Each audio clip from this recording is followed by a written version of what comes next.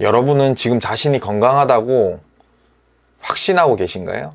여러분의 건강 상태가 궁금하시다면 지금 당장 자신의 손등이나 팔뚝을 콱 한번 깨물어 보시길 바랍니다. 피날 정도로 물고 그러면 안 됩니다. 깨문 부위가 어떤가요? 깨문 자국이 하얗게 올라오죠. 이 하얗게 변한 피부가 다시 정상적으로 되돌아오는 시간에 따라서 우리는 우리 몸속의 건강 상태를 파악할 수 있게 됩니다. 10에서 20초 그 안에서 이제 하였던 피부가 다시 돌아오시는 분들은 아주 건강한 상태라고 말할 수 있고요. 1분에서 2분이 지나거나 아니면 그 안에 돌아오시는 분들, 그런 분들은 건강에 좀 문제가 있다고 생각을 하시는 게 맞습니다. 근데 이제 흰색은 안 생기고 막 이빨 자국만 생기시는 분들이 계세요. 그런 분들은 분명히 있을 거거든요.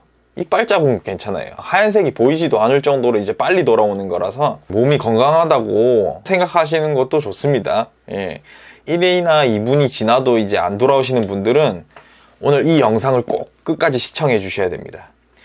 왜 시간이 지나도 내 피부는 안 돌아오는지 그 이유에 대해서 말씀을 드릴 거고요. 건강을 또 극복하기 위한 방법까지도 이제 이 영상에 다 담아 드렸으니까요. 오늘 이 영상 꼭 집중해서 봐주시길 바랍니다. 자, 말씀드렸듯이 다 이제 깨물어 보셨죠? 근데 우리가 지금 영상에 처음 직접 해본 이 실험은요, 세르장의 흰색 선 테스트라고 합니다. 이 테스트는요, 내 몸의 에너지 도둑이란 책에 나오는 내용인데요, 부신이 얼마나 건강한지를 체크해 볼 수 있는 방법이라고 해요. 왜 부신을 체크하는지에 대해서는 뒤에서 설명을 좀 마저 드릴게요. 그렇다고 처음 했던 깨무는 이 실험이 100% 정확한 건 아닙니다. 부신 피로 증후군 환자의 40% 정도가 나타난다고 하니까요, 나 하얀색이 빨리 돌아오네, 이렇다고 해서 무조건적으로 이거를 신뢰하지 마시고 꼭 건강검진이나 진료를 받으시는 게 더 정확하다고 말씀을 드리고 싶습니다. 하지만 1분에서 2분 정도 지나야지 돌아오시거나 만약에 안 돌아오시는 분들, 그분들은 반드시 병원 진료를 받아보시길 꼭 당부드립니다. 그러면 우리가 왜 부신에 대해 이렇게까지 말을 하고 있느냐, 그 이유는 바로 노후 건강에 직접적으로 연관이 되어 있는 장기이기 때문이에요. 부신은요, 이름에서 알 수 있듯이 신장 위에 아주 조그맣게 달려 있습니다. 부신이란 뜻은 신장 옆에 부가적으로 달려 있다라는 뜻이죠. 크기만 보면은 아주 이 조그만한 이 하찮은 녀석이 너무 중요한 역할을 한다는 거예요. 부신은 다양한 호르몬 분비를 하는데요, 그 중에서도 특히 중요한 건 염증을 방어하는 호르몬을 만들어준다는 거예요.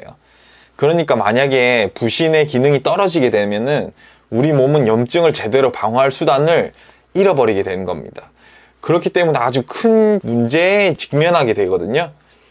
알레르기 증상이 심해지거나 아니면 상처가 잘 아물지도 않고 원치 않은 병들이 이제 하나 둘씩 늘어나기 시작하게 됩니다. 작게는 만성 피로로부터 이제 시작을 하게 되면서 결국에는 치매 위험까지 크게 높아지는 거예요. 이게 바로 내 몸에 만성 염증의 시대가 도래한다는 겁니다.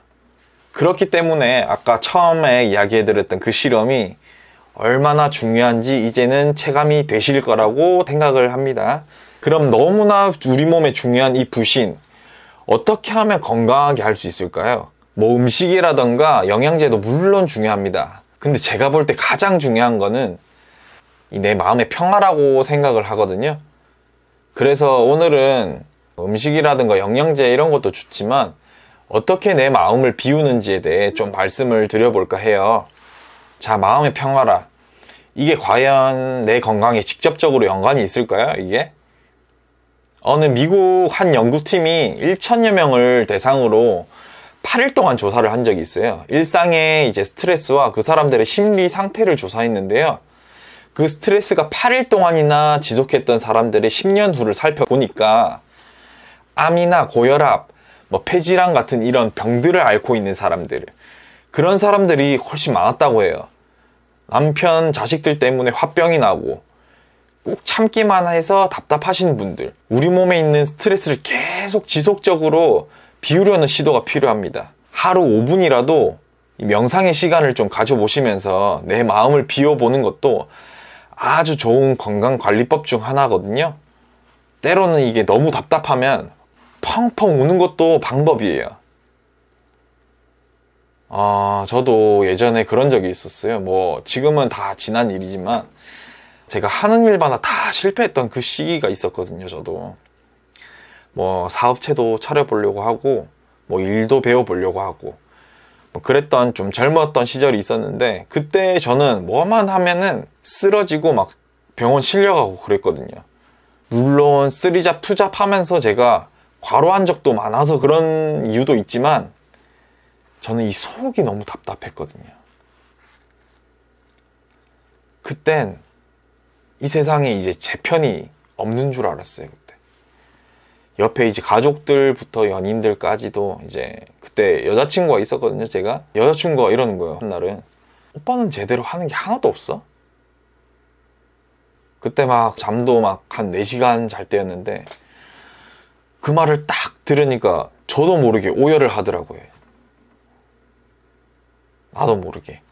신기하게도 다 쏟아내니까 제 기분이 엄청 후련하더라고요. 속에 골마있던 감정을 한번 밖으로 쑥 대놓고 비워내니까 그때 이후로는 병원도 잘 안 갔던 것 같아요. 예. 근데 아무튼 뭐 그런 일이 있었습니다. 예. 스트레스는 만병의 근원이라고 하잖아요. 진짜로 스트레스라는 것은 우리 몸을 망가뜨리는 중요 요인 중 하나거든요. 그러니까 평정심을 유지하도록 내 마음을 잘 비우는 게 진짜 중요한 것 같아요, 저는. 네.